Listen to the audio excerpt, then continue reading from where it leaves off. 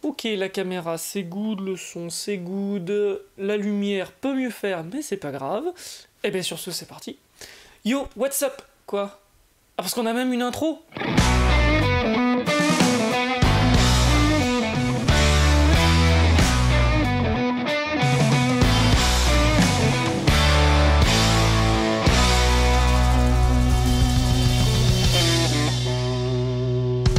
Yo, what's up, moi c'est Matt et bienvenue dans la Minute Tech, un nouveau concept dans lequel je vais essayer de vous expliquer les différents aspects techniques du monde de la photo et de la vidéo.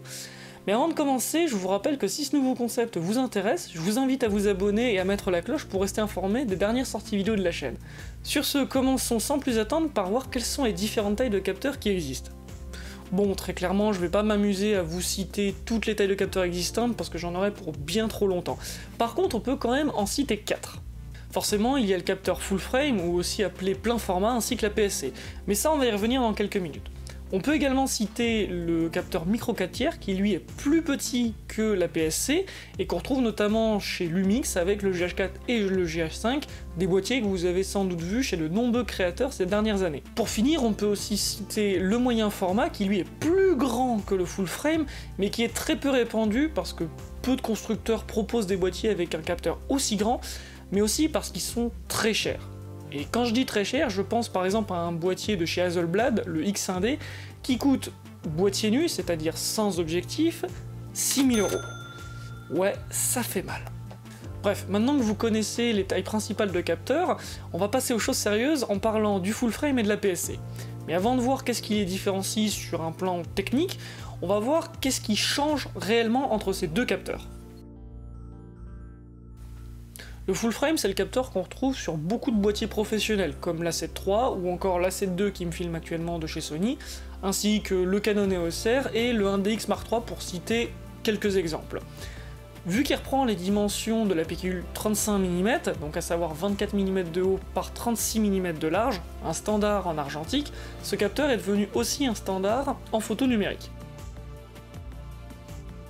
De son côté, la PSC est également bien répandue, puisque comme je vous le disais, avec le full frame, ce sont les deux tailles de capteurs dominantes aujourd'hui sur le marché. Comme vous l'aurez compris, le capteur APS-C est légèrement plus petit que le full frame, avec des dimensions moyennes aux alentours de 24 mm de large par 15 mm de haut, soit 1,5 fois plus petit qu'un capteur full frame. Retenez bien cette valeur, elle est très importante pour la suite. Bref, maintenant que vous savez plus précisément de quoi on parle, je vais vous expliquer ce qui change entre ces deux tailles de capteurs. S'il y a bien une chose à comprendre lorsqu'on parle de taille de capteur, c'est ce qu'on appelle le crop factor. Vous vous souvenez de la valeur dont on vient de parler avec la PSC? C'est son crop factor, et tous les capteurs en ont un. Le full frame étant le standard, son crop factor est de 1. Sur la PSC, de manière générale, il est de 1,5 chez beaucoup de constructeurs, sauf chez Canon qui produit des capteurs APS-C légèrement plus petits, ce qui a pour effet de donner un crop factor de 1,6. De manière générale, plus le capteur sera petit, plus son crop factor sera gros. Mais concrètement, comment ça se traduit en photo? Pour ça, je vous propose de prendre un exemple concret. Voici une image que j'ai fait à l'aide de mon full frame sur une focale 50 mm. Maintenant, si j'avais voulu réaliser la même photo avec un capteur APS-C, voilà ce que ça aurait donné. Comme vous pouvez le voir, la photo semble plus zoomée, malgré le fait que je n'ai pas changé d'objectif. En réalité, c'est une conséquence logique du changement de taille de capteur. Peu importe le capteur, l'image en sortie d'objectif sera toujours la même. En revanche, comme vous pouvez le voir, vu que le capteur APS-C est plus petit, il capte une zone de l'image plus petite. Donc maintenant, si j'ajuste la taille de ces deux images pour qu'elles soient à la même taille, vous pouvez remarquer que l'image APS-C est plus zoomée que celle sur le full frame. Dans ce cas précis, si j'avais pris cette photo avec le même objectif mais un capteur APS-C, pour avoir le même rendu équivalent sur mon full frame, j'aurais dû utiliser un 75 mm, soit 50 mm multiplié par 1,5, mon crop factor. Et cette règle est valable avec tous les objectifs. De manière générale, pour connaître votre focale équivalente sur votre full frame, il faut multiplier donc la focale, ou le grossissement de votre objectif, par le crop factor.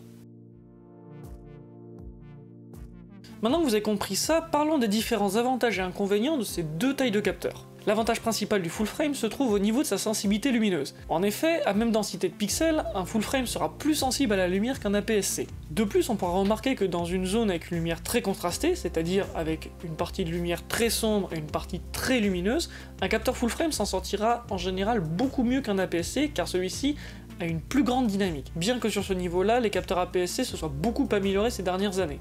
En revanche, à cause de sa plus grande taille de capteur, un boîtier full frame sera en général plus cher et plus encombrant qu'un capteur APS-C. Et cela vaut également pour les objectifs. De son côté, l'intérêt principal d'un boîtier APS-C, c'est son crop factor. En effet, grâce à celui-ci, vous pourrez obtenir un zoom plus important que sur un full frame. Ce qui, dans certains cas, peut être un réel avantage comme en photo animalière ou sportive.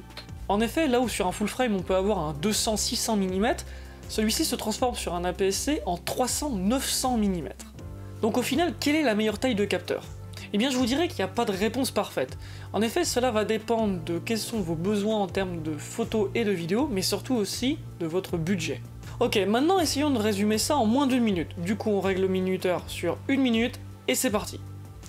Aujourd'hui, les 4 tailles principales de capteurs sont respectivement du plus gros au plus petit, le moyen format, le full frame également appelé plein format, l'APS-C et le micro 4/3. Cependant, parmi ces 4 tailles de capteurs, c'est le full frame et l'APS-C qu'on retrouve sur une grande majorité de boîtiers. C'est le full frame avec ses dimensions de 24 par 36 mm qui représente le standard, car issu de la pellicule 35 mm utilisée alors en argentique. On retrouve ce type de capteur sur beaucoup de boîtiers professionnels comme le Sony A7 III ou encore le Canon EOS R. L'avantage du full frame se trouve principalement au niveau de sa sensibilité lumineuse. En effet, à même densité de pixels, celui-ci sera plus sensible qu'un APS-C. En revanche, on pourra noter qu'un boîtier full frame sera en général plus cher et plus encombrant qu'un boîtier APS-C, et cela va de même pour ses objectifs. De son côté, l'APS-C est plus petit que le full frame avec ses dimensions de 24 par 16 mm. Du fait de sa plus petite taille, celui-ci offre un plus fort grossissement sur un même objectif par rapport à un full frame. Ce grossissement plus important est exprimé par une valeur qu'on appelle facteur de grossissement ou crop factor. De manière générale, celui-ci équivaut à 1,5 mais peut varier, comme chez Canon où les capteurs APS-C offrent un crop factor de 1,6. On peut retrouver par exemple ces capteurs sur le Sony A6600 ou le Canon 7D Mark II. Pour finir, pour connaître la focale équivalente sur un APS-C, il suffit de multiplier votre focale par votre crop factor. Ainsi, un 50 mm sur un full frame sera équivalent à un 75 mm sur APS-C. Voilà qui termine cette vidéo, j'espère que celle-ci vous aura intéressé.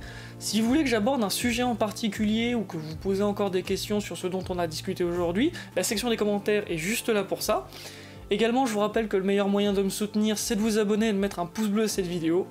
Et sur ce, n'oubliez pas qu'il ne faut pas apprendre à faire, mais faire pour apprendre. C'était Matt, salut!